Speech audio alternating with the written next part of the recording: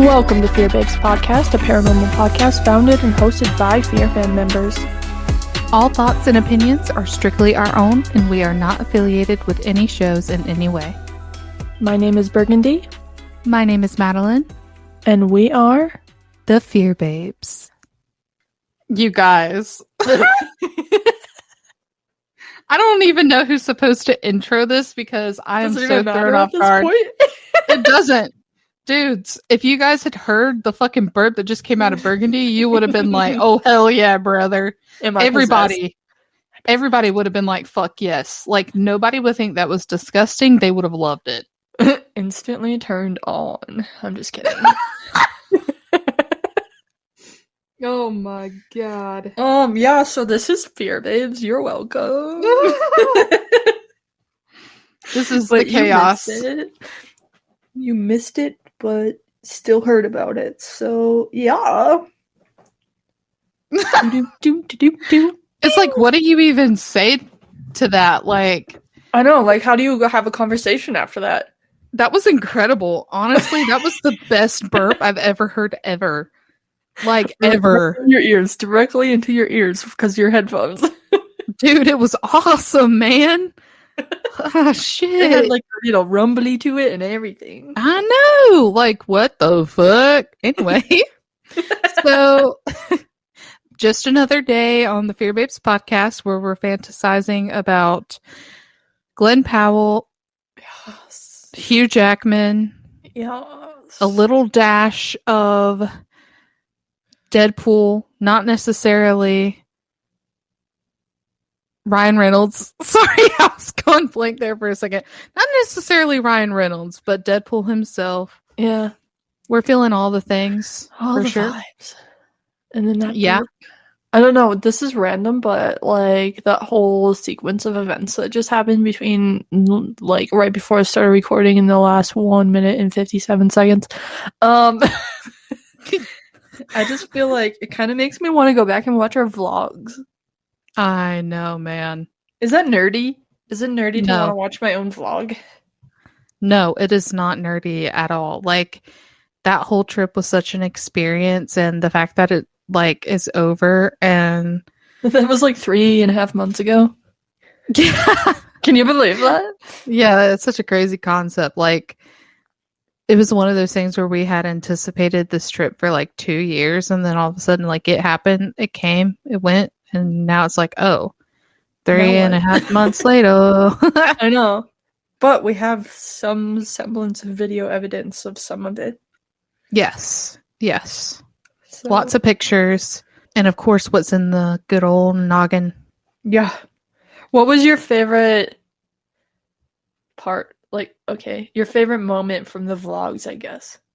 My favorite moment from the vlogs. I'm going to be honest with you. It was, and I know that this sounds like stupid, but it was when... Okay, actually, I have more than one moment. Okay. Okay, the first one was in our third vlog when we were in Yellowstone. Mm-hmm. And it was our last full day. And we were coming from the top of Grand Prismatic Overlook. And Sheena had dropped her banana flavored extra large condom or something. Yep. And like everybody saw it drop out of her purse. And they just started giggling. And Sheena was like, okay, we gotta go. We gotta go. We gotta go. Like, panic and left. And then like, obviously we didn't get that moment on the vlog, but like we were talking about it as we were walking down that hill. Yeah. And it was just so funny because just the way that like the high we felt after that was so fucking funny. Like a banana flavored condom, like of all things. Yeah. At Grand Prismatic Overlook in Yellowstone National Park. Like, what an experience. What a doozy. And then the other one was when we were in Cody at the bar, and because of the higher elevation, me and Sheena were drunk after like one drink. Yeah. And you were talking about how I sleep talk. And your whole fucking life, dude. Yeah. And then you were like, And I said, how did you know it was me? And then you were like, because even in your sleep, you have a country twang. So you were like, instead of like Sheena going, wah, wah, wah, you were like, wah, wah, wah. It's true though. And we would just like started beating the table, like silent laughter because we were so tickled. And I just thought it was so funny. That's those two moments are my favorite. What about yours? I really liked the part when we were at the jackalope travel stop and you were talking about that big jackalope, the stuffed head or whatever. And you're like, oh, that's a big boy or whatever. And then I was like, you should hear the noises they make. And then I made that weird noise. And then right after that, I was like, oh, look at the disco one. And you're like, disco lope. Disco lope. I love that whole like those like I don't know, I guess a minute and a half right there or whatever that was. Yeah. And then I also liked yep, just drew a blank. There's just so much quality. I know. That was one of my favorite moments though, was that little portion right there. Oh, another one in the second vlog, when we were at Grand Teton National Park and you couldn't see the Tetons. And so you pulled it up of what we were supposed to be seeing. Aww. So funny. Like there was so much that we didn't see. I know. And then the I think it was in the Yellowstone one, the third one, because we went into Yellowstone, but then I drove back down into Teton National Park to like try to see them one more time. I like that part too. Yeah, when we were just like overlaying. It was like right after we cried though, so we look hella fucking rough. My eyes are so puffy. I was like, oh, cool. You're like, oh, welcome to this vlog. Yeah, we just sobbed. Yep, you're welcome. The ducks that paid actors. Worth it. It was amazing. The fucking wind though. I didn't realize. Like, I know it's like everybody from Wyoming knows it's fucking windy here, but like some of the videos, I was like, the wind is so loud, I can't even hear what we're saying.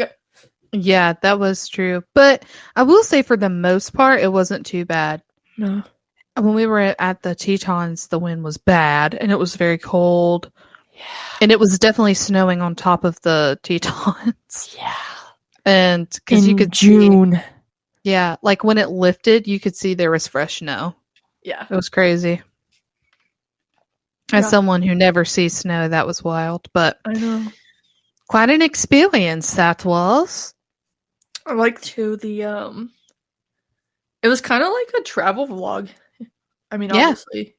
So I'm like, I like to watch stuff like that, and then think about people who've like never been to Wyoming, if they're like seeing that our adventures, and it's probably cool for them, you know. I don't know. I don't know, but yeah, I love watching stuff like that, and I wish so badly, because I had like this whole plan to like go to the airport, film in the airport, but I actually had a mishap where, like, oh yeah, your shoe, I wasn't even thinking about that. I was thinking about like my brother. I could not get him up, and he had to take me to the airport. And if I had gotten there sooner, I would have had more time. Like, I had a whole plan. Like, I was going to get to the airport like 2.5 hours early, which was like 5:30 in the morning. We didn't leave until 6 o'clock, if that tells you anything. And it takes an hour to get to the Charlotte airport. Well, it was just like everything just kind of spiraled from there. I was having like anxiety because, like, traveling, I always get anxiety. It doesn't matter if I'm flying, driving in a car, like, I just get bad anxiety. So my stomach was hurting. I had to stand in a very long TSA line because they're doing repairs in Charlotte Airport. So they only had one checkpoint open. So I had to wait 45 minutes. Then I go through TSA, finally get through.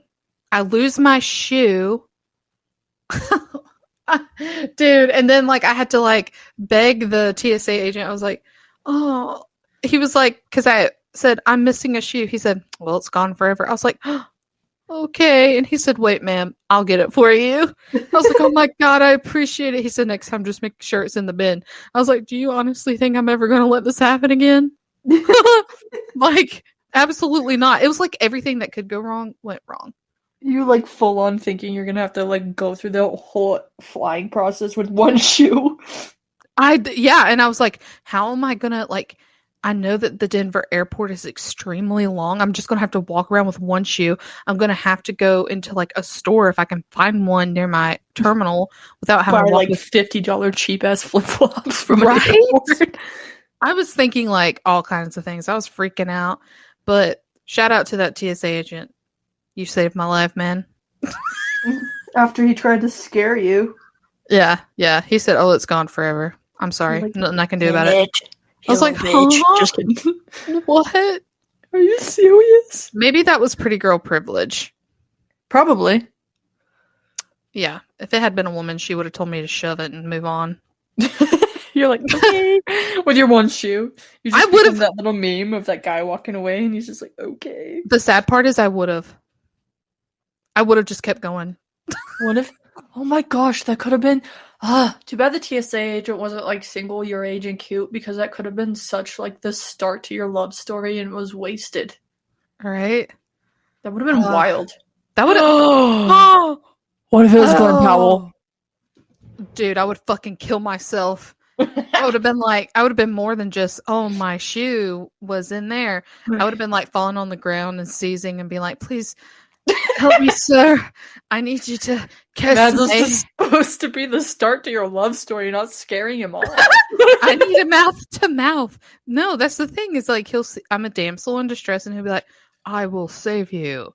And then, boom, like I'm saved. And then he'll be like, you are the prettiest girl I've ever seen. And I would be like, thank you. So are you. And I'd be like, wait. And then I would have to get up and be like, I'm gonna miss my flight. And then the next thing you know, he's singing, I'm gonna be thinking about you worldwide. As I'm like running through the airport in slow motion with my hair just like flinging everywhere. That would be so funny. We need to make a movie. Okay. Actually, we know people who are filmmakers. Dakota, Alex, Tanner, Connor. This is it. This is our movie. Please, it's a romance movie, but yeah, we're making a romance movie. We can make it not that romantic. It can be like a rom-com, mostly com. What if it's a not that much romance? What if it's a rom-com horror? I bet we could sell them on that. Oh yeah. Hell yeah, That's sick. That's sick. Okay. See, we have good ideas. Connor, please DM me if you're interested in helping us make this dream a reality. Yeah. Thank you. Perfect. So okay. We should probably get into what we're doing, huh? Yeah. Okay, take it away, Mads. So today we are joined by Steve and Dylan from Haunted Nights. Thank you for joining us, guys. So to start off, can you give us a little bit of background into your YouTube channel? Yeah, so our YouTube channel started about 2.5 years ago now. We've been investigating the paranormal for a lot longer than I've been doing it for 15 years. Dylan's been doing it for 10 now. Yep. We started the channel a couple years ago after working with some other YouTube creators in the paranormal world. And it's been a crazy 2.5 years. We just passed 82,000 subscribers the other day, and it's cool. We get to travel everywhere now. And thank you. Get to travel to a lot of places that we wouldn't have probably gone without doing YouTube. 100%. That's cool. It's so weird too because 2020 I went to basic training and my whole plan was to go into like Homeland Security or the FBI field. Mm-hmm. And we got to record with Destination Fear. You know, they filmed at the homestead. So that's cool. Yeah. I get to be on TV before I leave. And then we got back and we started filming with YouTubers, and then we were on Destination Fear again. And then, you know, social media started moving a little bit. I'm like, wait a minute, what's going on here? You got bit by the bug. I did, basically. It's crazy. You're like, no, I want to do this instead, actually. It's cool. It's a lot of fun. It is really, it's really cool to see you guys. Like, I remember all those years ago when y'all first started. So it's really great to see how far you guys have come. Yeah. Thank you. Yeah, it's been weird. It's crazy to think that the first time we did Destination Fear was 4 years ago. Yeah. I know. It's crazy. Wild. So, each of you individually, can you tell us how your paranormal journey kind of started? So I grew up in like haunted apartments and haunted houses and stuff, and I always grew up watching the TV shows. My favorite class was history in school, so it interested me the entire time. But my mom worked with Steve's wife up at J.C. Penney, and they were talking about me and ghost hunting and stuff. And Sydney was like, "Hey, Steve does this like in real life, right?" She's like, "No way." So I went to one of the events, and I was hooked instantly. I ended up joining the group that he had. And, now we have haunted nights and we go all over the country for it. That's cool. Yeah, he started when he was like 12, so he's been investigating me for the last like 10 years now. Mine kind of started when I was staying down at my grandmother's house. Long story short, she had put out a family photo that I hadn't seen before, and I walked by and I kind of grabbed it and I said, "Who's this lady?" And she said, "Oh, that's your great grandmother. She had passed away right before you were born." And I said, "Well, that was the lady that was sitting on my bed, 10 years ago when I was sleeping down here." And she said, "Oh, that kind of makes sense. You were sleeping on her bed frame at the time," which I had no idea. So at that point, it was kind of just like, how is that possible, right? Like, how is it possible that my great grandmother, a person who passed away before I was even alive, one, was in the room that night, two, could see me and was able to physically interact with me to wake me up? So that kind of got me interested in the whole thing. And then the TV shows started coming out around that time, the originals like Ghost Hunters and, Ghost Adventures and all that. So I realized that people actually went out and look for this stuff and look for answers onto what this was and how it happened. So I started my first group when I was 16 in high school, and we did residential cases and like local businesses and historic sites and some public ghost hunting fundraiser events for historic sites. And that's kind of where like the business idea of it started. And then I launched Haunted Nights to just kind of expand on the events and started doing that. And then the YouTube channel popped up, and now it's literally all we do, probably 5 or 6 days a week, is sit in dark, scary, haunted, abandoned buildings. That's so cool, though. You're like bats. It is. We're very lucky. We're very, very lucky. 100%. Okay, so what would you guys say is your favorite location that you've investigated so far? Because you guys have investigated so many locations, so I'm curious. Yeah, it's funny because we get asked that quite a bit now, and it's hard because last year alone we did 57 different locations across the country and into Canada, which is something I never thought we would be able to do. 57 different locations. We did 19 states last year. A lot of time in the car. Yeah, a lot of time in the car. I would say my favorite probably right now, it's got to be the Crescent Hotel in Eureka Springs, Arkansas. It's a beautiful hotel in the middle of the Ozark Mountains. There's a spa, there's a pool, really good restaurants. The people are super, super nice and amazing. And it's very haunted, very, very haunted. We have great activity every time we go there. And it's just probably like one of the overall best like spots to investigate because it's a comfortable hotel and it's haunted and it's just a great time. And we just filmed there. And we just filmed there again. But yeah, it's got to be that. But Winchester Mystery House is right there. Like that's a close second for me, at least. Oh yeah. Yeah, I would say probably either the Crescent. Winchester is definitely up there. Just like seeing it on the TV shows, seeing it on literally every single channel you can think of for the paranormal, and then being able to visit in person is just unreal. It's a very surreal feeling being able to walk into like the doors and actually see what you've seen on TV growing up. In terms of like history and stuff, though, I'm big on Gettysburg. Yeah, nice. Definitely. I really want to go to Gettysburg. I'm hoping to make that happen soon. Because I'm a huge history buff as well, so I definitely nerd out with shit like that. Well, it's funny because we had been there a couple times to Gettysburg to film, but we're all over the place, so we never have time to spend in a place. We're usually there for one day, maybe a day and a half, and then we leave. So this past time we went out earlier this year, we made sure we had ourselves like a full day there after. So we filmed the Jenny Wade House second, and we did the orphanage first, the Gettysburg Orphanage. They're directly across the street from each other. And so in that day in between, we were able to take like one of the 2.5 hour, double decker open top bus tours of Gettysburg and follow kind of the battle path and everything. And it was really cool. It makes it, it makes it a little more real when you get to go and actually learn the stories and see the spots more than just sitting in the dark and trying to ask questions. It makes the people and their stories more real, I guess. Yeah, right. Absolutely. Sense. Definitely, for sure. What is your guys' favorite investigation tool or method to use? That's a good one. If you use like favorite piece of equipment is definitely a voice recorder, whether it's the DR60s that everybody uses or just a regular digital voice recorder. To me, like disembodied voices and then EVPs are probably some of the hardest things to disprove and debunk. If you're in a building and it's just, let's say, me and Dylan, and we pick up a female voice or we hear a female voice, there's not really many ways to explain that away versus, a shadow or something on camera. There could be 1,000 things that it might be besides paranormal. But when you pick up, let's say, a female voice or a child's voice, and it's just Dylan and I in a building, it's kind of hard to explain that away. So I like voice recorders, really.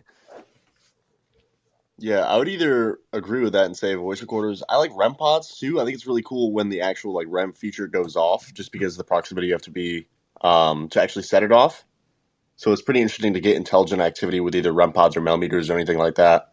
And it's not always like spot on, which is kind of annoying. Sometimes there's like long gaps in between, and that's what you don't see on YouTube or on TV. You might be sitting talking to yourself for like 45 minutes and get like 3 responses, but it's like a slow burn sort of thing. So would you say that the voice recorder and the REM pod, have you found those two to be the most effective for you guys when you're investigating? I think probably voice recorder is because we use it quite a bit too, so we get a decent amount of EVPs. I would say, not every time we use it, obviously we're going to get something that would be really cool if that's how it works, but it isn't. But yeah, I would say voice recorder is pretty consistent for us. We use it a lot, so we get a lot of good stuff. Catching things on like camera and video or photo it's so rare. It's one of those things that you got to be very lucky. You got to be in the right place at the right time to get something. But I would say, yeah, voice recorder is probably the most consistent for us. But we do get a lot of good stuff with the REM pod and the millimeters as well. Yeah, I find it so fascinating when people get those EVPs because that is just, I don't know, it's so chilling to me every time. It never gets old. It is, because it's like, again, it's one of those things that there's not really a way to explain it away, no matter really whether you believe or you're a skeptic or what it is. But if there's 2 people in a room and you catch another voice, like, what's going on there? Yeah, there's not really much you can say about that, Exactly. Either it's a ghost or someone snuck in here, and either way, right, I'm exactly. scared. Which is way scarier, honestly. Like, living people are way scarier than ghosts. Exactly. It's true facts. Exactly that. Say it's cool with EVPs too because you can get direct responses. If you ask for a name, like the whole Christopher Broadwell thing that we had on, going through Ohio and all these different locations, we got the same name on the voice recorder and the same cadence and everything for like 6 months straight. So it's just really cool to get evidence like that. That is, very, very hard to like disprove. Like, how do you debunk that? Exactly. That's super cool. Also kind of creepy though, for 6 months. Yeah, it was weird because like we just like following you. We hadn't really ever bought into like the whole attachment thing or like things following us, but we had gotten this name Christopher in a location in West Virginia, and we went to Ohio the following day and investigated a funeral home. And we walk into this funeral home, and the owner says, this was built by a gentleman named Christopher Broadwell back in 1910. And I was like, oh shit, like we got the name Christopher yesterday. And so we asked then again, like, what's your name? We get Christopher Broadwell. And we literally got that same name, same way it was said, probably, like you said, for the next 6 months at every location we went to, except for Canada. So we don't think Chris has a passport. Okay. He can't go over the border. Yeah, he just can't. He can't get into Canada, but everywhere else he was hanging out with us. That's interesting. I don't even know what to make of that, to be honest with you. Yeah, neither do we. No, it's so bizarre. Yeah, it's like, we always said, like, in terms of attachments, why would a ghost choose like one random person coming through and like follow them around, right? And then all of a sudden we started getting Christopher Broadwell at every single location. We're like, why would this one random dude from Ohio? First of all, he knew where we were going before we even knew. But why would he just follow us around and then just say his name and like interrupt all of our investigations? Okay, but Dylan, hear me out. What if Christopher was one of you in a past life? Oh. You know what's weird about that is the house he built was built in 1910, and the house I bought 6 years ago was built in 1910. Steve, is it you? It might be me. Are you Chris? I could be. I mean, it might be me. I do have. It's funny because he owned a funeral home and he did all that, and I have a human skeleton in my house. So like, it's possible. Maybe the funeral thing just kind of stuck with. Hold the fuck up. What do you mean? What do you mean a human skeleton in your house, brother? You can't just keep like going on like that. I can't just glaze over the top of that and keep going. No, Yeah, what not the really. fuck? So yeah, I have a few full human skeleton in my house. His name is Skippy. What the? Okay. Skippy. Maybe you should change his So name to Chris. I should. I got to start calling him Chris. Maybe maybe it is him. Maybe that's why he's following us. I got his body in my house for some reason. Yeah. So he was like an Oddfellows ceremonial skeleton. So the Oddfellows are kind of like the Freemasons or a secret society, like a brotherhood kind of thing. And they used to, all their lodges back in the day, they would have a ceremonial skeleton for when they would induct a new member into the lodge. Basically, they had the new member sit in a dark room with the skeleton and stare into its eye sockets, I guess, not its eyes because it doesn't have those. So you just stare into its eye sockets until they had an epiphany of the best version of themselves. Their entire belief system is basically everybody ends up like this. You end up as a skeleton no matter what you do during your life. So figure out the best version of you and the best life you could live and live that way. So that's kind of what they did, and that's how they would induct people into their group and their organization. So they had all of these ceremonial skeletons, and this gentleman had bought an old Oddfellows lodge down in Pennsylvania near Philadelphia after it had caught fire and they had abandoned it. He bought it for an art studio, and he found the ceremonial coffin and the skeleton underneath the stage. And he's like, it was cool for a couple years, but now it's kind of just taking up space, and I feel like it would be better suited with somebody that's going to, take care of it and not just leave it in a shed. So I commented on his post on Facebook and said, if you're willing to sell it, I will buy him. And so I drove down to Philadelphia the next day and put a coffin and a skeleton in the back of my car and drove back home. Whoa. Okay. You know what though? I honestly respect that you did that because now he is genuinely in a better place. Yeah. If that makes sense. It's kind of weird. It's not normal, but it's definitely not normal. Yeah. But No. you know what I mean though. It's just he's not in a shed anymore. He's not forgotten. Right. He's not Is he just forgotten. chilling in your office. He literally, so Skippy or Chris, if we want to call him, he sits there in my office and he just watches me play Fortnite every night, which is probably not something this dude from the 1800s thought he was ever going to do. That's why he followed you around for 6 months. He's like, stop playing Fortnite, I'm bored. In my office, literally just watching me play Fortnite all the time, just, hanging out, living his best afterlife, I guess. That's incredible. I just love you guys just be you, Steve. I just love it. That's great. It's my wife deals with a lot. She puts up with a lot of weird things. The skeleton, the autopsy table, the headstones, wheelchairs, the Ouija boards, all that kind of stuff. Yeah. She deals with a lot, but she's starting to grow on them now. She's spreading them out throughout the house now. We have stuff everywhere in the house, not just my office anymore. So there you go. Well, at least it's true love too. Yeah, she deals with me, so it must be. That's fair. The story of Skippy. Yeah. Now how Chris. do you guys? Yeah, now Chris. We're changing his name. His name's now changed. How do you guys differentiate between what's real evidence and what could be alternate evidence? That can be tough sometimes. So usually if we hear audible noises is kind of redundant. I always say that. I don't know why. But we always try to go to the source of the noise and try to figure out if it's something repetitive. Like if it's, like a window pane that's loose and it's shaking in the wind, or a tree outside banging on a window, we try to go and see if there's an environmental factor that's, making a certain noise or causing a certain thing to move in the room.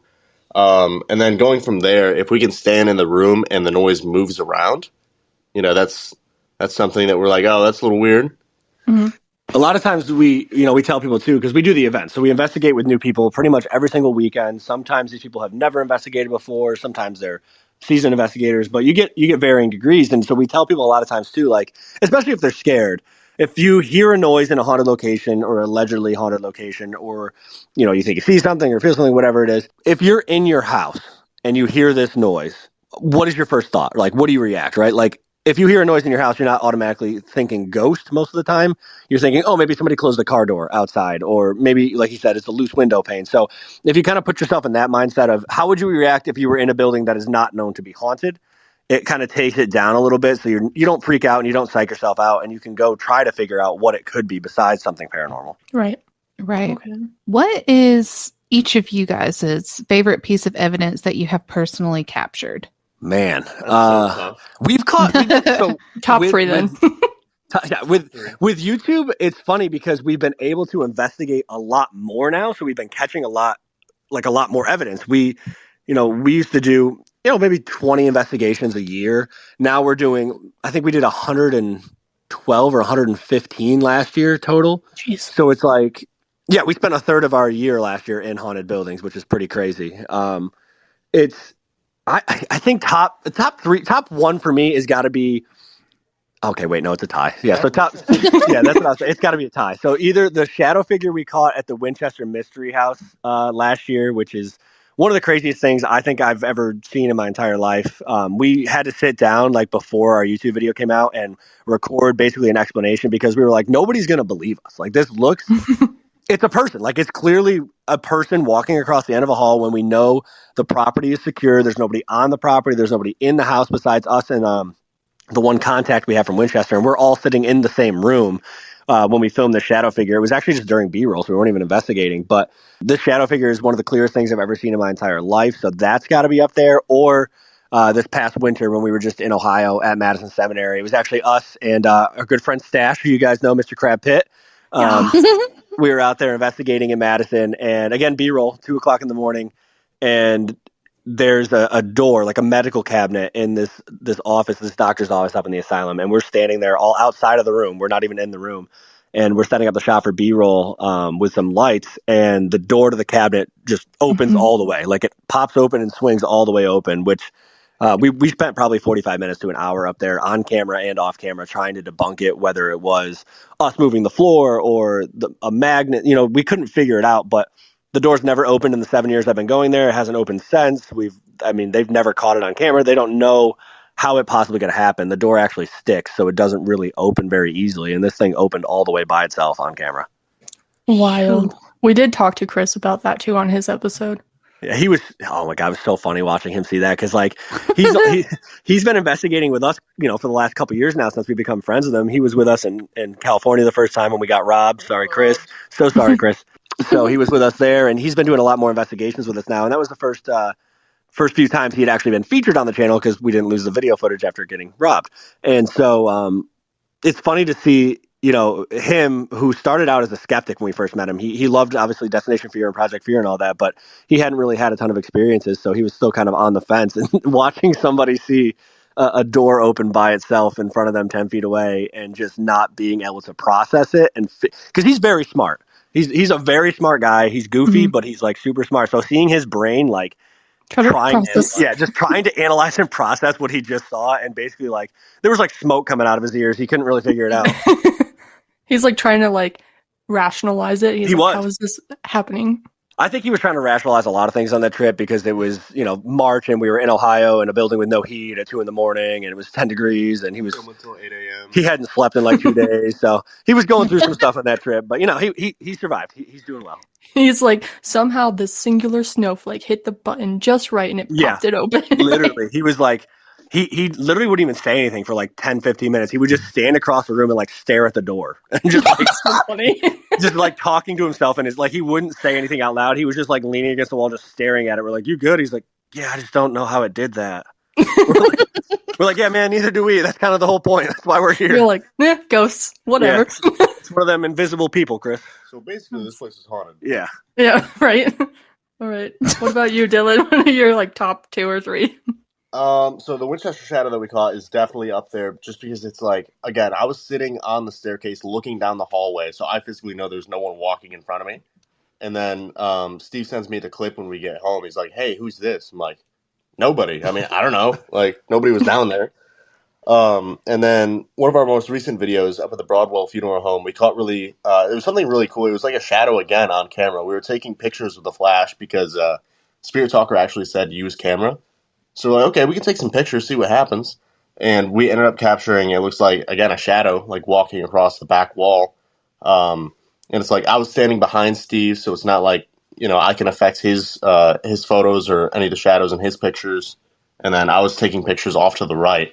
So it's like, I don't know, it's just really weird to capture something directly in front of us. Well, yeah, like he said, it was weird because we caught the picture after the Spirit Talker had said, use camera and then photo. It said both of those things. And we're like, oh, we never really take pictures on investigations anymore. And so we're like, all right, whatever, we'll snap a few. 99.9% of the time you don't get anything. So we're just taking the pictures. And I actually saw the shadow move on like my video camera in the flash of my photo, but it was a live photo. So we caught it on like the still picture and the video camera at the same time. It was pretty crazy. Wild. That's Shoot. wild. Just nobody says anything. I was about to say. I was trying to figure out what question I wanted. Like, where do I want to take this conversation next? Because we have some that are just kind of like basic, and then some that are like more mind-boggling. Yeah. Because we can talk theory all day. Yeah. What's one of your favorite theories about the paranormal then? Oh boy. So one that I always get into, yeah, we have a ton. One I recently started subscribing to is the whole multiverse theory. Like, if you subscribe to the multiverse theory, right? It's like, what if all of these different universes are just like radio stations? So it's like maybe they bleed together for a split second, and that's when you see a shadow person. That's when you have a REM pod hit. That's when you know something interacts with your physical environment, and then the radio stations separate, or the universes separate again, and then you're back into yours, and everything stops. You know? Yeah. So it's like maybe we're not dealing with a paranormal. Maybe we're dealing with someone who's, you know, from Fort Knox in the 1840s, and they're just walking around doing their regular job. But then the universes separate again, and you're just alone in a dark room. For sure. It's an interesting concept. Yeah, it's kind of the same idea as like we've been thinking a lot recently too. Basically, like, what if almost we're the ghosts, we're haunting, we're creating these locations that are haunted based on, you know, we go in and we're investigating all these claims of reported hauntings, so we're doing all these things. And what if you walk down this hallway in a building, right, and you open the door to go into another area and you just don't think anything of it? You open the door, close the door behind you, you keep going. But for that split second, similar thing, the multiverse or time is all existing at the same time. It bleeds through and it's the 1950s and there's a nurse sitting at the nurse's station in that hallway and she doesn't see you, doesn't hear you, but she sees the door open and close and she's like, oh my God, this place is haunted. You know what I mean? Like, holy crap, this place is haunted. So she goes and tells everybody else at work, hey, you know, I had this weird thing happen. You know, this door open and closed. And so other people at work are like, well, that's weird. I've heard a voice over here. Or I've seen this down in this area. So, man, this place must be haunted, right? Like, this has got to be a haunted building. So they start telling these stories to their families. And now all of a sudden the town knows this place is haunted and the stories get passed down. And now it's 2024. And the only reason we're there investigating this haunted building is because we're already there investigating the haunted building. We're investigating ourselves. We created this haunting that we're now going to. And maybe that's why sometimes a REM pod does go off. It's not us asking a question. It's us setting it down a different time. And that's when it's going off. You know, we're essentially investigating in a loop things that have already happened, kind of similar with like residual hauntings and mimics and doppelgangers. What if it's just not a doppelganger and it's not a ghost trying to mimic somebody? What if it's literally just their residual haunting? It's just their energy left over. They could still be alive. People have seen and heard Adam Kimmel at Madison Seminary, and Kimmel's very much alive. You know what I mean? He's still around, but he's put a lot of work into that building, a lot of blood, sweat, and tears. I'm sure he's left some sort of imprint, some sort of energy there. And if it's just residual energy playing itself back, who says he has to be dead for that to start happening? And who says it has to be 50 years? Why can't it be 10 minutes after he leaves the room? Why can't his residual haunting already be happening? Right. Exactly. Yeah. Okay. So have you guys ever heard of or seen Outlander? I've never seen it. No, I haven't either. Okay. It's a time travel. Okay. It is a romance, but hear me out here. Okay. So, okay. There is the main character, Claire. She is from the 1940s and she somehow gets like transported back in time to like the 1720s. And she meets, obviously, you know, her love interest in Scotland. It's a thing. But ever since I've seen that, I have believed, like, it sent me down a spiral of just like all the possible theories of us, like the multiverse existing in the same timeline. Because in her timeline, it's the 1940s. People from the 1700s are obviously dead. Right. And obviously in the 1700s, the people from the 1940s don't exist yet. But they somehow exist at the same time. So ever since then, I've been like, what if we all really do just exist at the same time? Yeah, like, time doesn't have to be linear. I don't think it is. Yeah. I really don't think it is. And I think that like the whole multiverse theory, that has, I don't know, something that has to be real.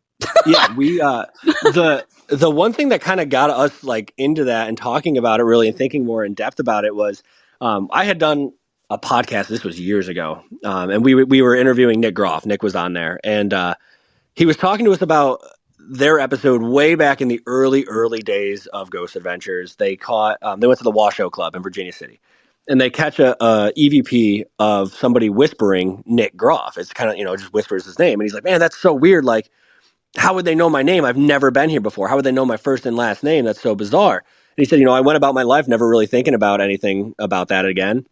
He's like, I was back there maybe 10 or 12 years later for an event, nothing to do with Ghost Adventures. He's like, I was just there for an event. And he said, I walked back into the room and like that memory popped up in my head. So he goes, out loud, I went, Nick Groff. And he's like, what if I caught my own voice? That's Yeah. wild. He's like, what That if is I so cool. created that EVP, right? So like, he's like, what if it was just me? And then I was like, man, that really hurt my head. Why can't it just be dead people? That's way easier. Right? Right? I don't know. It's just, I think it's so complex. And It that's why our human brains just genuinely cannot like Yeah. grasp the concept to the full extent. Absolutely. Like it's so broad. There's so many different possibilities. And I don't Mhm. think there is ever one singular answer to it all. Right. Like I there's don't- so much going on. For sure. It's a lot yeah. of different things. I think it's a lot of different things that play into it at the same time. And Yeah. then, kind of going off of this too, there's another theory that I've recently got into. It's called the multiverse, or not the multiverse. That's what we're talking about. Quantum reality. I said a total train of thought derailment. That was crazy. Oh, yeah, you're sleep deprived. It's okay. I woke up literally 4 minutes before this podcast. We'll forgive you, Dylan. I got the email and I go, yo, we have to do a podcast. Wake up. He's like, oh, what? Well, thanks for just, showing up. You made it. We're I got here. you. We made it. It's We're all here. right. But quantum immortality. So the whole thought is, every time day-to-day life you make decisions that could lead to your death, right? Like you Mhm, get in the yeah. car, you drive to the store. Maybe if you left 2 minutes earlier, you hit a deer and the deer goes through the windshield, right? Yes. Right. So I had an accident back in 2021. I flipped my car, took out 4 telephone poles, rolled a ton, was covered in the wires, so I should have been electrocuted, all this other stuff. And Oh, for some reason, shit. yeah, for That's some, why he's not allowed to drive anymore. I drive everywhere. Fair enough. you fall asleep while driving one time, and all of a sudden you're the bad guy. Anyway, Wait, hold on. Can I pause you for just a second? yeah. Okay, so you sleep a lot. Are you like, what is it called? He's like a fainting goat. He's narcoleptic. Oh my God. Yeah, that's what Dylan the fainting goat. that's the word. Dylan And the like, fainting goat. not trying to be funny, but like genuinely, like, is that what's going on? Because I see you sleep all the time. Well, in this situation, I'd come from drill, and we had to wear our dress uniforms, our ASUs. So it was a really hot weekend, and then a few of our friends wanted to film up the homestead, so I had to go up there, and we filmed up at the homestead. I didn't have any energy drinks that entire day, and I was up for like 28 hours, I think it was. Yeah, that'll do it. That'll do it. Yeah, and then I had an hour drive home in the car, so I was like totally cooked. And I ended up getting 10 minutes from home, and I fell asleep, and whoops. He woke up upside down. Yeah. Whoops. He's like, what happened? Shit. I just had Oh, to ask because I do see you sleep a lot. Yeah. No, I just have a really interesting skill that I can fall asleep pretty much wherever. I'm not joking. Can you share? Last night we were talking and He falls asleep. I literally finished saying a sentence to him and I was waiting for him to answer and he was snoring. Like we were in That's your answer. conversation. He had just said something to me. I answered him and he was gone. That's so funny. My friend from basic training said the same thing. He's like, yo, we were mid-conversation last night, like talking about today, like talking about who's going to wake up first, who's going to do this, and you fell asleep. I'm like, yeah, man, I guess I was tired. Sorry. You could just do okay. like a side channel, like snooze Sleep cam for streams. Dylan. Sleep streams. That'd be so funny. Okay, sorry. Back to your theory. You're good. So the quantum immortality thing. So in that car accident, like for all intents and purposes, I should have died, right? Like hitting the poles, rolling a couple times, like getting out of the car because I just opened the door and got out. The EMT was like, when you touched your car, you should have been electrocuted, and somehow you weren't killed by any of these things. So I started looking it up, and I'm like, why? How could I have survived, like, against all odds? You didn't even get hurt. That was the thing. He had a bruise on his arm. That was it. I had a bruise on my left arm, and probably a concussion, but, That's wild. the whole theory, I got really lucky or something. I Something saw the photos. Like, that's crazy. Anyways. 100%. But the whole theory goes that basically you make these decisions in day-to-day life that could lead to your death, but for whatever reason, your conscience doesn't want to die, so it puts you in a universe where you don't die. Oh. So kind of subscribing to the whole multiverse theory. I'm dead in 15 other universes, but for whatever reason, my conscience put me in this one where I'm still here. Okay. So I have like an interesting thing to add to this. But like all three of you, maybe let me know if you've ever had this experience or anything like this. But sometimes I'll be like driving and I can like almost picture in my head me getting in a car accident, and I can hear like screams in my head, but then I just keep driving like I'm fine. And I'm like, what if me in a parallel universe just got in a car accident and I felt that? Right. That's like, it's a similar thing. It's like it bleeds through in that split second in another universe, in another timeline. Maybe you did get in a car accident and maybe that's what happened, but for whatever reason, that wasn't the universe you were supposed to be in. So you're not actually there right now, but it snuck through for a second. You know what I mean? Like, Right. and that's Or how I think a lot of people have like, whatever it is, premonitions, or they have a gut feeling about something. Why do you have a gut feeling or deja vu? Like deja vu right. is weird, right? Maybe it is Exactly.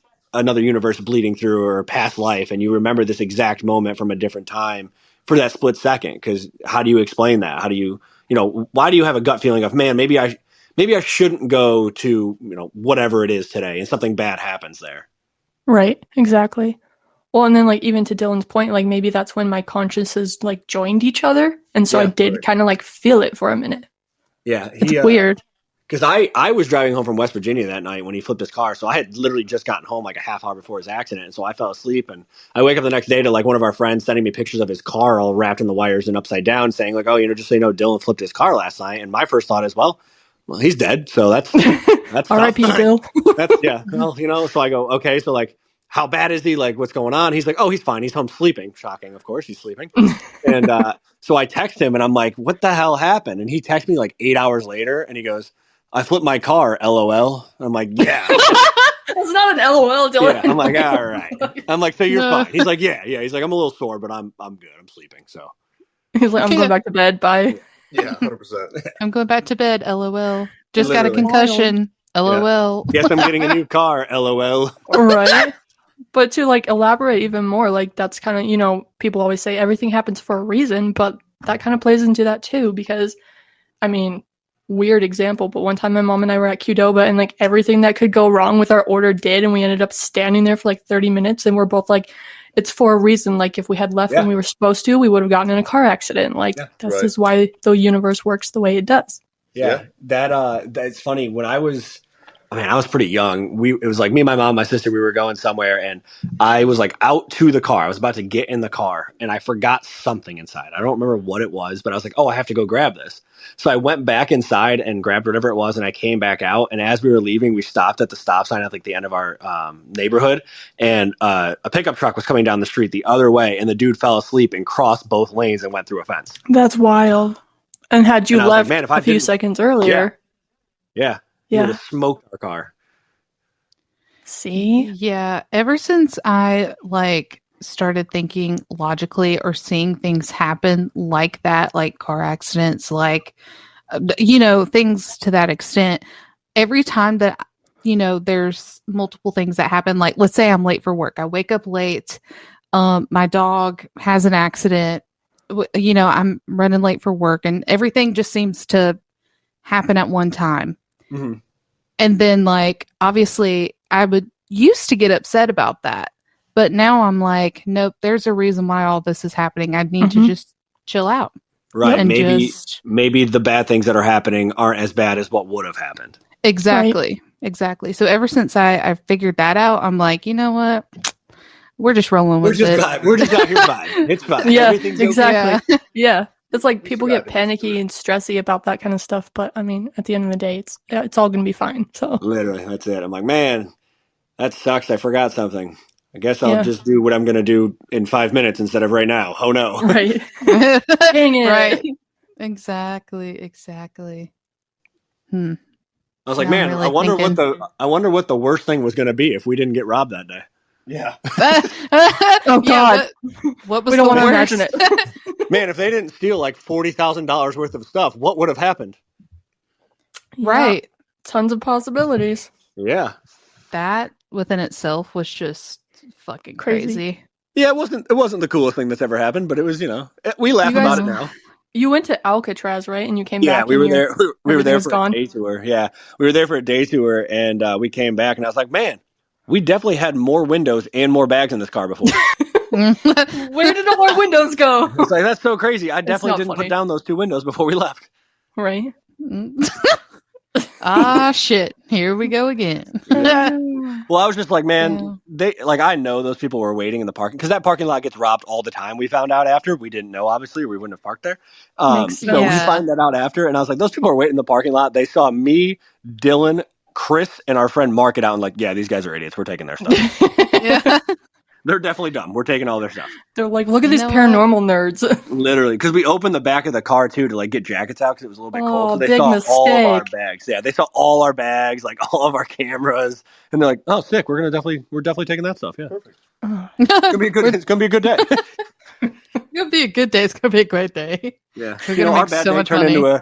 our bad day turned into a really good day for them. But we ended up at Chili's after, so it could have been worse. Chili's. Yeah. Oh fuck yeah, dude. We're like, man, what are we gonna do now? I guess we'll just go to Chili's and eat. Let's go to Chili's. Listen, Chili's will make it better. Yeah. Slap that Chili's Band-Aid right on there. Literally, It's fine. Chris and Dylan are riding. We had to drive on the highway to go to Chili's, and Chris and Dylan are sitting in the back on a bunch of broken glass. And then it started raining. They were getting rained on in the car. It was great. Shit. It was so Dylan good. just fell Damn. asleep. He didn't even experience it. It's Yeah. fine. I couldn't even sleep because the wind and the rain. It was ruined. Oh, no. We went back out like 2 months later. But so think about that, right? We get robbed, so we lose our footage. We went back out 2 months later, and that's when we caught the shadow figure. We wouldn't have gone again. Everything happens for a reason, man. Literally. And we texted, it was funny because we had texted Chris and Mark when we rebooked it. We're like, hey, we're going back up to Winchester in May. Like, do you guys want to go? And they were both like, no. Nope. Absolutely not. Too soon. Yeah. Too soon for No. me. Oh god. Okay. So all right, since we're talking like theories and shit right now, we've been getting some interesting answers. It's definitely one of my favorite questions to ask. But have you learned anything about the living by investigating the dead? I feel like human nature carries on even after, whatever happens next. Because like we tend to get a lot of screaming and yelling and stuff at prisons, and it's like some people may think it's like a demon or something very negative. It's like maybe it's just a dude that's like mean, Yeah. Because I feel like if someone is really sad in life, or if they're really happy, if they're really, outgoing, maybe that carries on into the afterlife. So if someone's a serial killer or something, and he's a huge, not nice person, it's probably going to carry on into the afterlife. Definitely. I could For see sure. that for sure. I would say that I think people are a lot more open to, no matter like what their religious beliefs are or anything like that, like whatever they believe as a living person. I think a lot of people are more open than they let on to the fact that we don't really know what happens after we die. You can have your beliefs and you can have, your ideas, but nobody knows, and everybody is curious about it, whether they want to admit it or not, or otherwise this wouldn't be as popular and as big of a thing as it is. Exactly. Everybody's searching for that, right? Like, what is it? I don't know if it's out of fear for some people, like, okay, I need to know what happens at the end, like what goes on next, or if it's just curiosity, or if people like the adrenaline rush of it. But like, everybody has a little bit of curiosity about it, no matter what. You know what I mean? Again, no matter what your beliefs are, because we've met all different kinds of people doing this, like from all different religious backgrounds, different beliefs, like lifestyles, everything. Everybody is interested in it in some form. Mm-hmm. Yeah. For sure. Very true. So this next question, you can't answer the homestead, okay? That can't be your answer. Okay. Okay. What's a location local to you that you're drawn to? Man, for me, I'm gonna say it's probably Wilson Castle in Proctor, Vermont. It's about probably 45 minutes from our house. It's a house from the 1880s. It's a beautiful mansion, 13,000 square feet. We've been investigating there since 2014, and it's just one of those spots that no matter how many times we go there, I always look forward to going to Wilson because we get a lot of great stuff and we interact with different people, but a lot of times it is the same group of people that we interact with. And the cool thing is the family that owns the house right now is the same family that's owned it since 1939. So a lot of their family members come through on investigations, and it's so cool because if we get something on evidence, we can go back to their family members and be like, hey, what do you think of this? And they're like, oh, that could be, so-and-so, or it could be my aunt, or it could be my mom, or it's our family friend. So they have all this information that they're like, oh, that kind of seems like it'd be this person. So for me, it's like, it's such a good place to actually just go and do like actual research on the paranormal, like try to gain evidence and try to get the same evidence every time. So I think Wilson is a local spot that I always get sucked back into. Love it. I Dylan? definitely agree with the whole Wilson sentiment. That's an awesome location, but I find like the military history really interesting as well. Like growing up in New York, I have a ton of locations close to me that are very integral to American history. We have Fort William Henry, we have Fort Ticonderoga, we have Saratoga Battlefield, like all these different locations that are so close to us. And we haven't had a chance to do a ghost hunt at any of these locations yet, but I'm always just drawn to them, both for the history aspect and the paranormal, because Fort Ty's been on, I think it was Ghost Adventures, Ghost Hunters back in the day. Same with Fort William Henry. It's been on like all the TV shows. Saratoga Battlefield, there's a ton of articles online saying that it's haunted. People go there all the time with like spirit boxes and stuff and just walk around the battlefield. So we have a ton of different locations that are not only a huge part of American history, but supposedly very haunted. Nice. We went. Awesome. That's how we met Chris the first time. The very first time we met Chris, he came out to the homestead, and we did exactly that. We went to the homestead, the jail, and Wilson Castle in like 3 days, and he brought his margarita stuff. He was making margaritas in the homestead parking lot. Oh, He's making hell margaritas in Wilson. Like Those marks can never be topped. they're so good. Every time he comes up to our house, because they come up. Actually, he's coming up in a few weeks. They're coming up. Let's go. Okay, brag about it. every time they come up, he brings his full setup and just makes. He's like, so.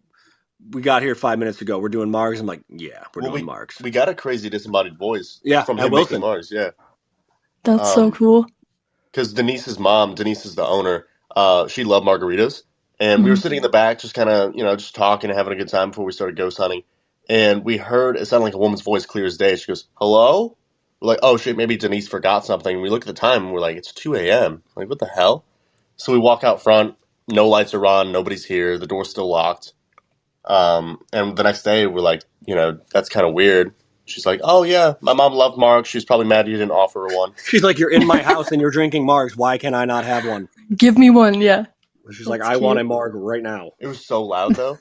And poor Rye Dog sitting there like in her own world, so she didn't hear it. So she just got her little margarita. She's like, what are you guys doing? What happened? Why everybody stand up? What's going? Where are you going? I love Riley.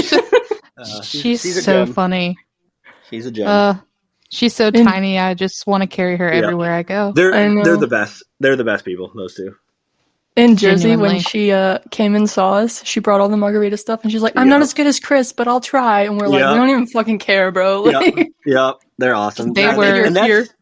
That's the cool thing, right? Like we literally met them because of Destination Fear. We would not have met them if Destination Fear wasn't a thing. And now they're like some of our best friends. They come up all the time and they stay at the house, and like we go hang out with them. And Chris has obviously been on a couple filming trips with us, so it's cool how it all brings people new friendships and stuff.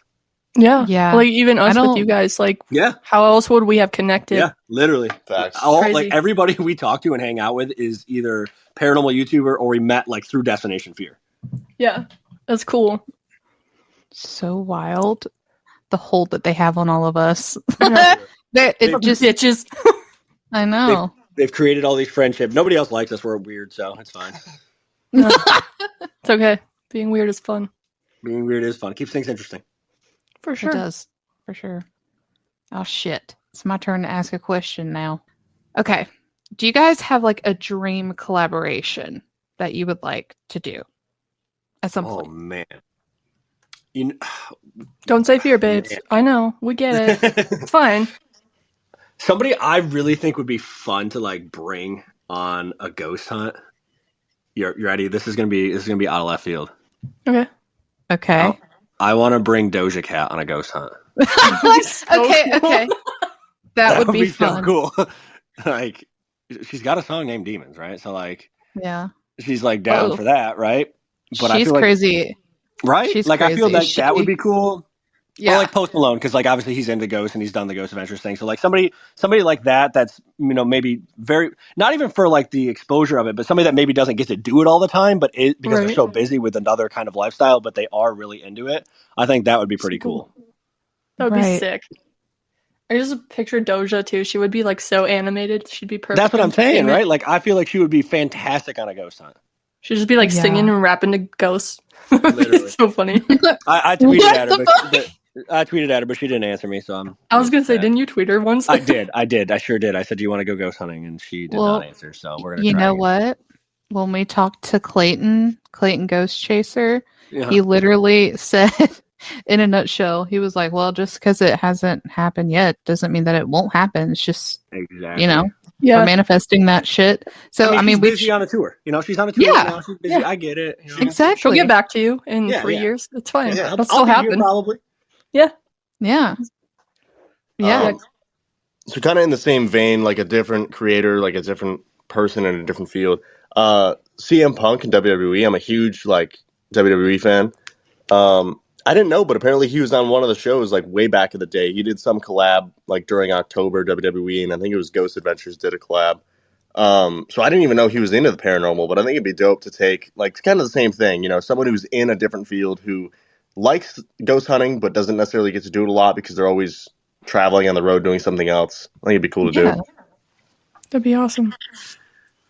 I also love that you guys picked like mainstream paranormal people too. Yeah. Like you were I mean, saying. we've been very lucky, right? So like we've worked with a lot of the bigger creators already in the paranormal, and they're great. They're fantastic. We love investigating with all of them. We have a good time, you know, with Destination Fear. We actually, it's funny, we've never gotten to investigate with them. We've done the 2 episodes, but that was just interviews. And then Jersey, there's no investigation. So MadCon in a couple weeks in Ohio, when they go, that's gonna be the first time we actually get to investigate with like Chelsea Tanner and all of them. So that'll be cool. But like, you know, investigating with Josh and all those other guys, Sam and Colby, they're a ton of fun. We love working with them, but I think bringing somebody from a different field is always interesting. Yeah, that would be cool for sure. Yeah, that's part of why I asked too, because I was like, I know that you guys have already, you know, done stuff with Sam and Colby, and Right. they're pretty much the big ones right now, Yeah. the biggest. Yeah. So I was curious of that, for that reason. But obviously, ours right now, I think for us, we're trying to get Glenn Powell on our podcast. Yeah. That'd be cool. Yeah. So I don't even know if he's into paranormal, but Do it. he just fits our vibe, you know. Just do it. Just do it. Yeah. Yeah. Like you said, just because it hasn't happened doesn't mean it's not gonna. exactly. Exactly. He just seems fear babes coded, you know? He does. 100%. Yeah, 100%. Super funny. So yeah, we're trying to get Glenn Powell. You keep working on Doja Cat. Do it. Well, And it's gonna happen. We're gonna manifest it. Both are gonna happen. It's coming. Cool. And then Yeah. you guys can have Doja Cat on the podcast too. Okay, and then we'll swap. You guys take Yeah. Glenn Powell ghost Perfect. hunting, and we'll have Perfect. Doja on the podcast. Okay, cool. Perfect. We'll make it happen. Sick. Do you guys have a dream location that you would like to investigate that you haven't yet? Dream spot. I'm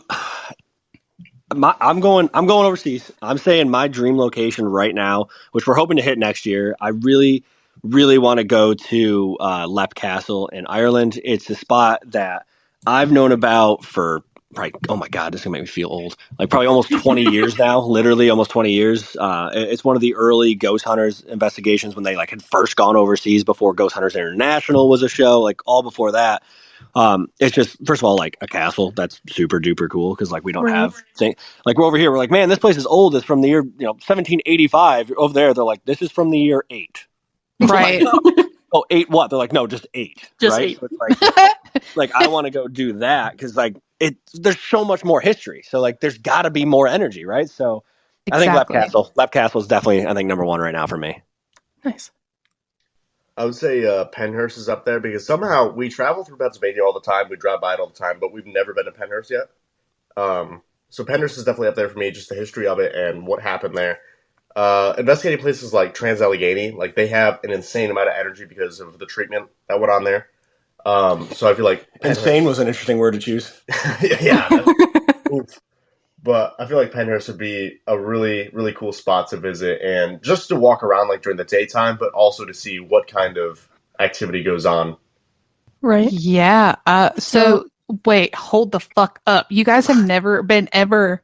No, we've never Dude, stepped foot in Penhurst, and I don't know how, and I don't know why. It's like one of these funny things now where like we just like everybody's like, oh, you got to go to Penhurst. We're like, yeah, we'll get there, and then we just never go. We just never been. You guys should because I cannot believe that we've been somewhere you haven't. Yeah. Yeah. You got us beat. Not even like a day tour. Yeah, I've never even seen it. Like I had. You haven't even seen it? No, I've never even been outside of it. We've never even been near it. Like, I had the chance, like back in the day, right after Ghost Adventures aired there, so years and years ago, early years of Ghost Adventures, when it was all the buildings were still there, like the tunnels were still open. Somebody I knew from investigating, like knew the current owners or like a friend of a friend or whatever. So right after Ghost Adventures had come out, they were like, "Hey, they asked us if we want to go. We have access to the whole thing. Like it's untouched. It was still abandoned. They hadn't done any work on it at that point. They're like, do you want to go investigate?" And I was like, obviously, yes, 100% I want to go. But I was 17, I think, at the time. And so my mom was like, man, listen, you're not driving to the middle of nowhere in Pennsylvania with people you do not know to go to an abandoned hospital. And I was like, okay, that's fair. Fine. She's like, okay, if you can find like, because we had a couple of family friends in the group and like, because I had my group at that point, but she couldn't go. And she's like, if you can find a couple of family friends like, that are in the group that want to go, go for it. And we had a couple people that were going to go, but we were going to take the train and like the train times didn't line up. So we didn't end up going that weekend. And I've never been. Dang. Whoa. Dude. Okay, hear Wow. me out. It's not really for investigation purposes, but next year, Penhurst Paracon, you guys should go. I know. Everybody's like, why don't you go to the Penhurst Paracon? I was like, because we're bad at planning and we always schedule things around then. Well, don't. So. I didn't think of that. Just don't. Don't do that. Yeah, just don't do don't. that. Just don't. come on. The fuck? That's smart. I should have thought of that. I Well, know. you guys are very impulsive, so we've heard. This is true. Yeah, Chris told us all about it. 100%. So- Yeah, he dealt with that a lot on that trip. He said he didn't I mind it believe. though because he needs it in his life.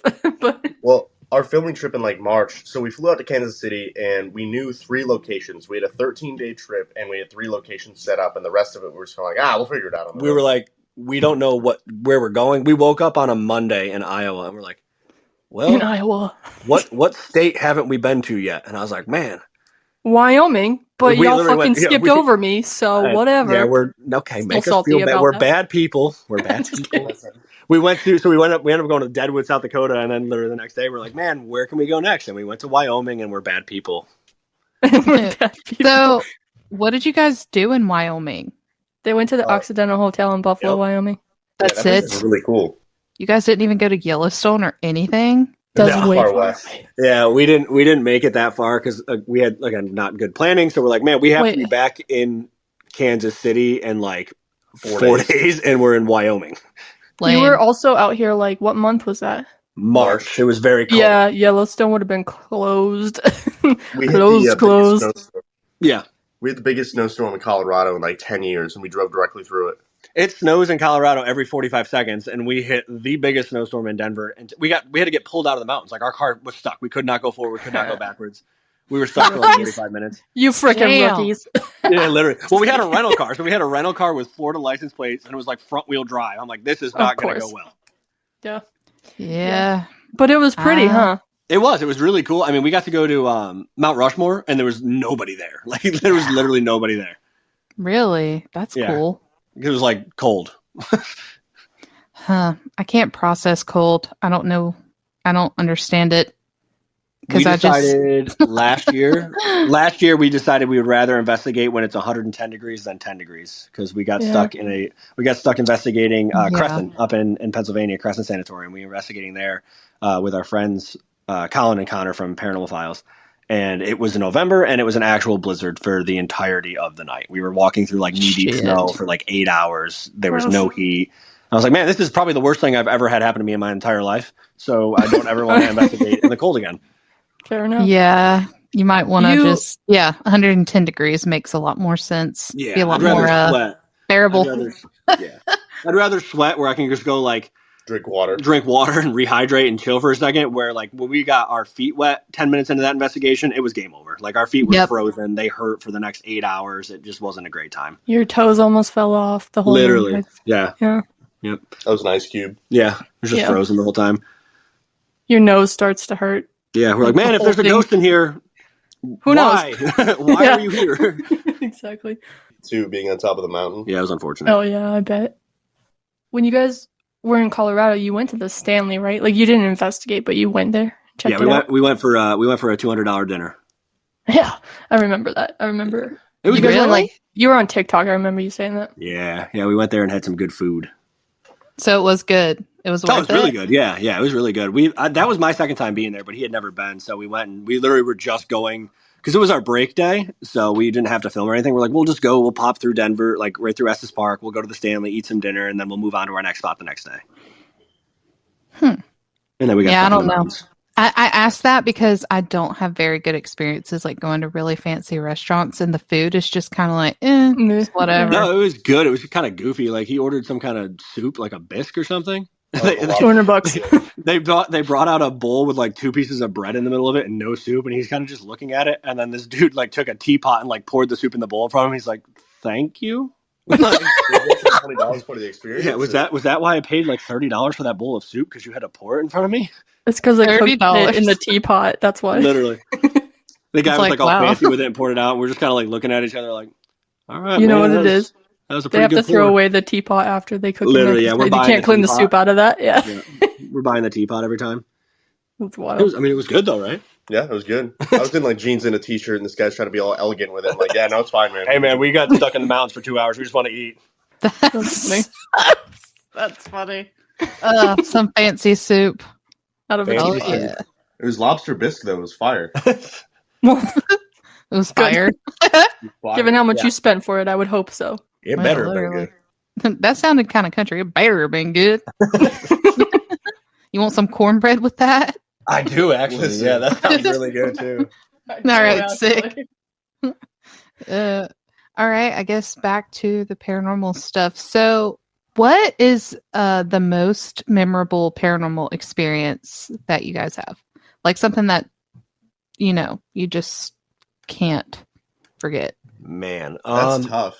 I mean, I know. besides the very first thing that like got me into it, like seeing my great grandmother under my bed, that's obviously going to stick with me for a while. But since investigating, man, I mean, honestly, like the door at Madison is one of those things that I'll never forget because that like it can't happen. Like the door should not open by itself at all, and it did, and like that. Obviously, it's pretty recent, but that really sticks out to me.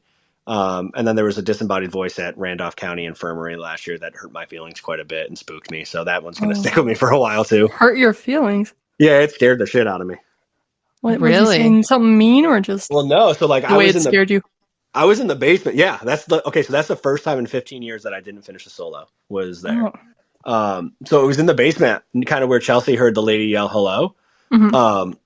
I was down there by myself and we were filming in infrared, so it's pitch black and I'm completely alone. And I heard this like high pitched like cackling. It literally sounded like the like stereotypical like crazy person laugh that you would see in like a movie or show, like this just maniacal laughter. And it echoed down the whole hallway. Like I legitimately thought somebody had broken into the building. It was that loud. So that like it spooked me. It wasn't like I thought she was going to hurt me, but it was just like the tone and the voice and like how loud it was, I think, is what really surprised me. Yeah, that makes sense. That does sound very scary. Like, Yeah, and would've left. then we had to sleep in the building, and I was like, man, this is going to be awesome. I can't wait to go to bed. I was about to say, Just did like- you bring a extra pair of pants? Yeah, I just went upstairs and changed quick, and then went to sleep. Need like 3 pairs of pants just in case. Literally. Literally. Meanwhile, I fell asleep in like 30 seconds on the couch. I was like, man, that course you sounded did. scary. All right, I'm going to bed. Dylan's like, I got this. I ain't got no Literally. problems. No problem. Oh God. For me, I would say I always like think back to my first investigation. We went to the Parks Bentley house in Moreau, and it was like a place that I've been to. We went there a middle school field trip. I'd been there before, but I never knew it was haunted. So it was like, that's kind of cool. We get to go somewhere that's really historical and see if there's any ghosts here. And growing up, I was terrified of the paranormal. Like growing up in haunted houses and apartments and whatnot, I would always hear footsteps around me. Like my door would open on its own, and it freaked me out. So I was always terrified of it. But I was like, step outside of my comfort zone, see what happens. And I remember being in the basement. We were doing a flashlight session, and it was going on and off, like on command. And the gentleman there, Mr. Parks, I asked him a question. I said, did you like being in power? Did you like having this house and having your family here? And the flashlight turned on like brighter than it had been the entire time, and it just held there. So it's like I can like vividly remember that moment. That's, I think, what really hooked me into ghost hunting. That's wild. And now I'm stuck with him. And now you're stuck with him. Or is That's it what he he's says. stuck with you? He goes, well, now I'm on the banner, so you can't get rid of me. on the poster on the website. Have fun whiting out my name, bitch. Cut a face. I'll put Chris's face over the top of his. Yeah. Do Duct it. tape. God. Just like get a Sharpie, like a silver Sharpie right over his name. I just got to make the mustache a little bit bigger. We can do like one of those cutouts and just put them next to the sign every time we put it Tape up. them on there. Yeah. Right. That'd be funny. Okay, so next question. What draws you most to the paranormal? I think at this point, it's the trying to like just get that next crazy experience, right? Because like I've realized now after 15 years, we're never going to find the answers. We're never going to figure out what happens after we die until we die, right? Like that's when you get to know what happens. I don't think we're ever going to get solid answers one way or the other. So to me, it's just like, what is that next crazy thing that's going to happen? Is it going to be another shadow figure? Am I going to see another full apparition? Is another door going to open? Chasing that, and now just the fun of it is being able to travel to the places all over the country that we would have never gone before. And the cool thing about YouTube is we now have a documentation of all of these experiences. Like all these places we've been are out there forever. We're never going to lose that. So that to me is it's cool about it now. Right. So you're an adrenaline junkie, is what you're saying? Yeah. Yep. I gotta do something to keep me young. Right. Yeah, because you're I'm definitely not getting younger. So Grandpa I'm Steve. definitely pretty. Yeah, you guys have been calling me that for 5 years, so now I'm definitely my great grandpa Steve now. How did that started because you were on, what was it, Tanner's stream? Yeah. And you were like, it's past my bedtime, so we were all like, Grandpa Steve. Yeah, I was like, I gotta go to bed, and they're like, man, it's like 11 o'clock. I'm like, yep. And oh my. so for me, it's a mix of the evidence, it's the history of these locations. We go to so many different locations with vastly different histories. Like tonight and last night, we're at Fort Knox up in Maine. It's a location that never saw a battle, but a fort built in the 1840s. And then next week, we might go to a poor farm or an asylum, just all these different locations that we have the chance to go to. And also all the people that we've met, all the connections that we've made, both through Destination Fear, through YouTube, and all the different opportunities we've been afforded over the past, 4 years now? Yeah, since that's Destination Fear started. Yeah. 5 years almost. Yeah. Yeah. Jeez. Yeah. Wow. Was it like 2 months from now? Will be 5 years? Yeah, well, I'm old. Yeah. Grandpa Steve. That's me. Yeah. Wow, I'm old. Dylan, what's it like hanging out with Grandpa all day? Well, that's what the thing is funny. Like he started when he was 12, and I always tell people, it was cool. He's smart. That was like his peak. He's been downhill since then. But Shit. now he comes over. Now he just comes over and takes all my beer. It's not nearly as fun anymore. He's like, I'm of age now. Haha. Yeah. He's like, man, I used to come over and take yoo-hoos. Now I'm taking your beers. Yoo-hoos. Chocolate milk and a cosmic brownie. Yeah. Now he's pulling up, and there goes my 6-pack. Yeah. Wait, so did you just have Yoo-hoos on hand just for Dylan, or were they yours? I mean, yeah, we used to have a lot of them in my house. The Yoo-hoo and Cosmic Brownie, Yep. pairing. That's him. It's elite. Facts. Elite. It's a solid snack, really. It is. I mean, it's very healthy as well.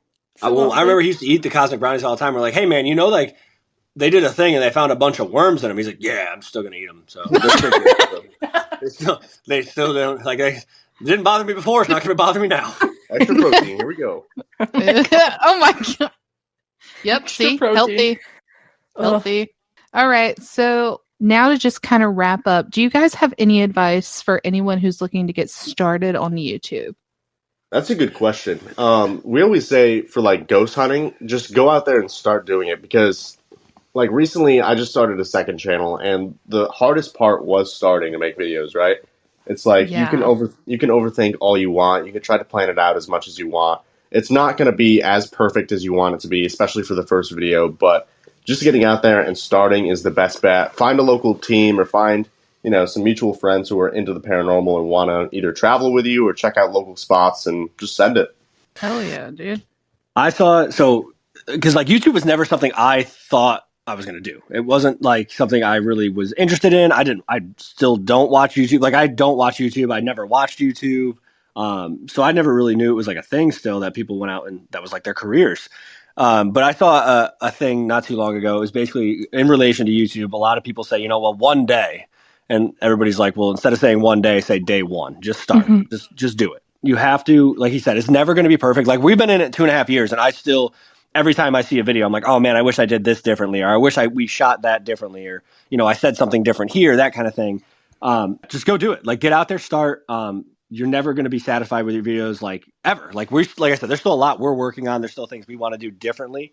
But you got to start. You have to film. You have to go do it. You don't need super expensive cameras. Our very first video on our YouTube channel from the Conjuring House, we filmed on our phones. The entire video was filmed on our cell phones. So there's ways to get it done right now, and it takes one video. It's you never know what's going to go viral. You never know what's going to do well. But be prepared. YouTube is by far and away the most frustrating social media platform there is. It's by far the hardest thing to grow on. There's no logical reason for a lot of things that do well or do bad. People have their ideas, and there's obviously people that study the different strategies and stuff for YouTube, but it's one of the most frustrating things you'll ever do, but it's worth it. When it's going great, it's great. When it's going bad, it's terrible, but just do it. I mean, it's you have to just go out there and start, and you never know really what's going to happen. I mean, look at, we're 2.5 years in, and we're closing in on 100,000 subscribers, and it's something we never thought we would get to, especially that fast. Yeah, exactly. Well, and then, so to kind of go back to you saying that there's things in your videos that you don't like, or you're like, I wish I would have done this differently or whatever, but it's like you're in the learning process. Like, you're learning as you go. And that's kind of the beauty of all of it too, is because people can go back and watch all your videos and see you guys grow as content creators. And that's what's fun about YouTube as well. It is. It's cool because we've got a really, really awesome community behind us. Like, we have a solid community throughout all of our social media and stuff, and through the YouTube. And it's funny, we were just talking about that the other day, because we hit 80,000 and then 82,000 within 3 or 4 days of each other. We're doing a pretty good growth spurt right now, and so people are just talking. Back, a lot of people are dropping oh my God, I subscribed to you when you on this date, and they went and looked, and this one person was like, man, I subscribed to you when you guys had 640 subs, and they're like, you guys are at 82,000 now. It's cool to be able to see people that have stuck with us for the last 2.5 years and seen us at the very beginning and seen us where we are now, and it's fun. Yeah, for sure. Yeah, definitely. Sometimes we go back and watch the old videos that we appeared in or that we filmed originally for the channel. I'm like, how did you guys watch this? I mean, the Sam McColby videos, I didn't say anything. I just kind of stood there. You're like, and then our original history segments, I just seeing how different I am on camera now versus how I was originally is night and day. It's so weird. Well, that, and you were also baby Dylan at the time, so. True. Yeah. No, it is. It's goofy. We go back, sometimes if we're on the road, and we'll throw on if we're at a location that we've been to before, we'll throw on the old video, just kind of refresh our memory quick on how what we did for history last time, and what went down and that kind of stuff. So we throw it back on and we'll watch it and be like, I can't believe we put this out. It's terrible. Why did you guys watch this? It's so bad. But it's just funny to see the growth from then to here, just even little things, just the quality of the cameras or our mic system, our audio setup, all of that kind of stuff. It's cool to be able to go back and check it out. And it's wild to see, the difference in 2.5 years. Right. And so to kind of relate to that, yesterday, every month for my work for my company, we put out a company newsletter, and they picked me this month to be the employee spotlight. And so they ask what are your hobbies? Tell us about your hobbies. And so of course I was like, Fear Babes. And right. Somebody, one of my coworkers, he messaged me and he was like, oh my gosh, I watch Project Fear. And I was like, what? And so we geeked out about it for 20 minutes. And he's like, where can I find Fear Babes? And so I was like, oh, YouTube, Apple, Spotify. And he screenshot it that he was listening to it, the episode 1. Yeah. And so I do the cover art and our logo and stuff. I create that. And I was like, oh, it's so cringy. The first one ever. It's so funny. We're like, my God, what were we doing in those early videos? Yeah. Because we've changed our style a few times over the years. Nothing crazy, but just how we do the history setup, how we deliver the history, whether we do a sit-down history or talking on location or whatever it is. We've kind of changed it over the last couple of years and evolved. And it's so funny to go back and be like, man, I remember we used to do the history in the location. And for some reason back then, I was like, man, we can't do any jump cuts. We can't do anything for the history. So we have to memorize this. It has to be one take. And it would take us 2.5 hours to get a 5-minute history segment done because we had to try to memorize the entire thing. Oh my gosh. And I'm like, man, we're really stupid. We can just not do that and be done way better. You're just like rating it off of a card. No, I'm just kidding. Literally. We would set our phones like behind the camera, so if we forgot what we were supposed to say, we could like glance over. Quick little spark notes. It looked like Right. the camera. Honestly, right. you know, but you have to do what you got to do in the beginning because we kind of Right. had to do that as well. Like in our first episode, like the whole intro was read because, like, I know I was definitely terrified because I had never been like recorded to the extent that like I have at this point in my life, but I was just so scared of saying the wrong thing, and I was like, okay, we're gonna have to like be as scripted as possible. At first. It's so funny how much like you grow and you get more comfortable with it without even realizing it. You know what I mean? Right. Like you don't even think about it now. Now it's second nature. You hit record and you don't even think about it. Exactly. Yeah, exactly that. All of season 1 for us, we had like Google Docs for everything, and we had like bullet points. We're like, we're gonna talk about this and this and this, and now we don't really like. We have a guidance. Like our questions are all on a Google Doc still, so that because Mads and I take turns, we kind of like change them to red so we know we asked that question already, so we're not asking the same stuff. But it's not like everything we're gonna talk about is lined out anymore, you know? Right. Yeah. You're more comfortable now. You kind of just let it flow, and it works great. It's working great. Yeah, exactly. Do you guys have anything you want listeners to know about? Anything new, exciting, upcoming, anything like that? I mean, we do weekly videos over on the Haunted Nights channel, so definitely look out for those. We're about to head into October, so we're setting up some different challenges and stuff that we want to do, setting up some different locations that we're going to cover for our October videos. We do events over at hauntednightsevents.com. I have my own website, ghost-generation.com. Just started the personal channel too, where I'm doing like more behind the scenes sort of stuff. I'd say that's pretty much it, though. Yeah. The channel, like you said, weekly videos. And the events that we do are full. They're not ghost tours. They're not ghost walks. They're full 8-hour paranormal investigations. We bring all the equipment that you guys see in all the shows and the TV channels and all that kind of stuff. And we let you guys use the equipment. We bring you on a full 8-hour ghost hunt. Some of them are sleepovers. It's the most haunted locations, in the country, the places that have been on all the TV shows, all the YouTube channels. You guys can come out and investigate with us, which is a ton of fun. The channel's growing, so if you haven't already subbed, go sub to the channel. We do premieres for our videos too, so every single Thursday night right now at 9:15 Eastern is a new video, and you can come hang out in the premiere chat and kind of talk along with us and everybody else about the video as it's premiering. Last week we had about 818 people, I think, in there chatting about the video, so it's a ton of fun. Everybody hangs out and kind of watches the video together. And we have a Discord. Yeah, we have a Discord. It's a ton of fun. It's about 1,000 or 1,100 people in there at this point. All of our social medias are all the same, so if you find us on one social media, it's the same handle for everything. We've recently both started doing Twitch, so we play video games at night now when we're home. If you guys want to watch us be bad at Fortnite and Grand Theft Auto or whatever else we play, you can come watch us over on Twitch. But yeah, we just get to travel and have a lot of fun, and hope you guys enjoy our stuff. We know that Chris the Skeleton is watching you play Fortnite. So. Every night.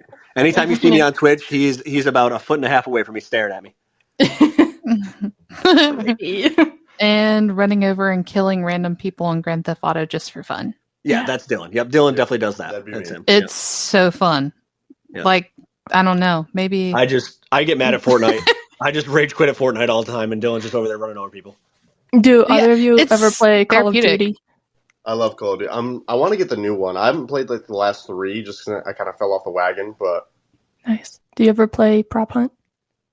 We have in the past, yeah, on World War II. Chris did that. He played when he was at our house. He might have had a few adult beverages in him, but we were having a good old time. It's not abnormal. No. If you guys ever want to play Prop Hunt, just let me know because I will be all over that shit. Absolutely. I'm not good at Mario it anymore, Kart. but yeah, Ooh, we play Mario Kart a lot too on the Switch. Classic. Mm-hmm.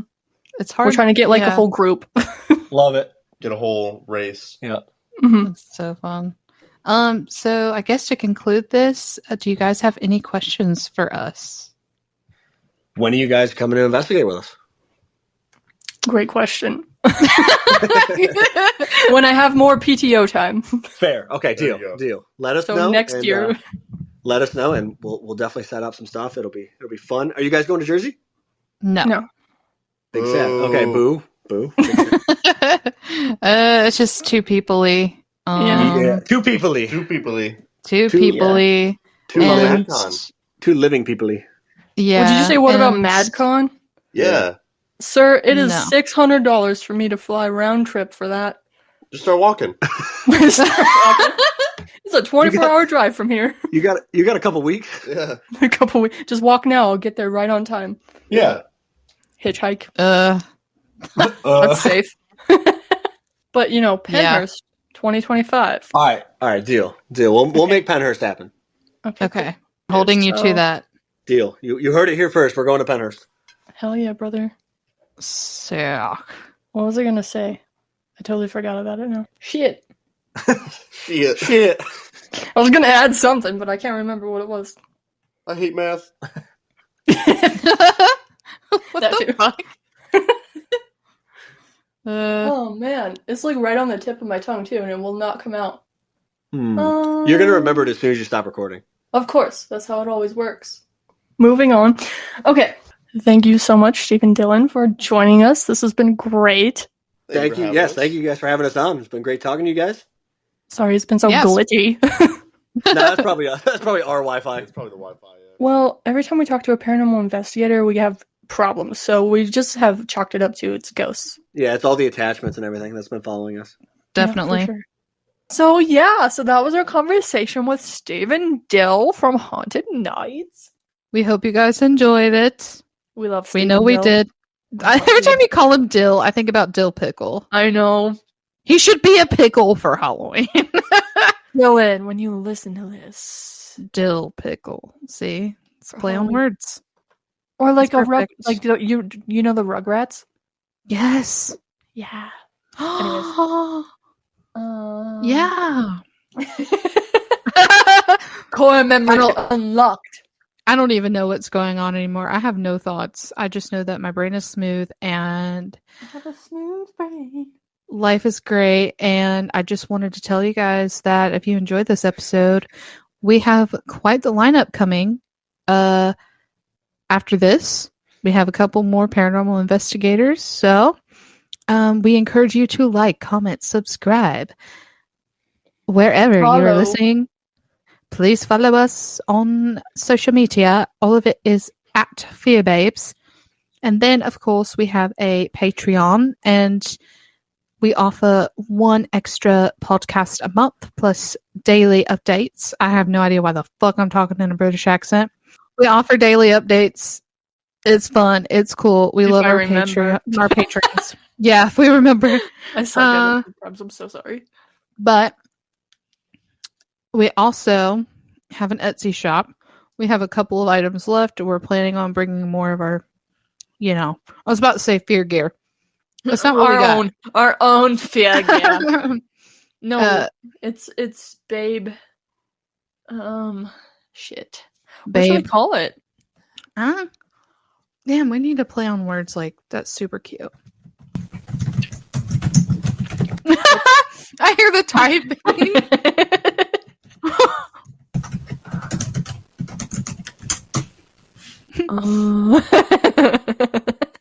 What the fuck? I hear the typing, she said. And it's babe belongings. No, I'm just kidding. That sounds stupid. I thought you were gonna say baloney. Baloney. Baloney. I don't know. We'll figure it out. It's babe merch. Yeah, it's Babe much. merch. We're working on new Merchandise. shit. It's just life happens, man. When we each have, I went back too far on my Google. When we each have full-time jobs, and this is also a full-time job in and of itself. It really is. It It can be a lot, but yeah. Anyways, I don't know. We'll figure out what we're gonna call our merch. Like if we're gonna have a name we'll for it. figure or it not. out. But yeah, We definitely love you guys. love you so much. So freaking. I just want to give you guys big, wet, slobbery kisses. Ooh, spicy. Mm-hmm. Why is it spicy? Poor Steve and Dill listening to this, and they're just like, "What the fuck did we sign up for?" They know. They already knew. They're like, "I don't want my name attached to this episode anymore. These guys are fucking weird." We're like, They we're do that. actual professionals. Sometimes was super funny. sometimes we're just fucking weird. So yeah, Sometimes we're just really stupid. it happens. You know, We love it. we love it. Okay, I guess. Bye. Bye, babes. Bye. Mwah. Ah. The aggressive kiss. Mwah.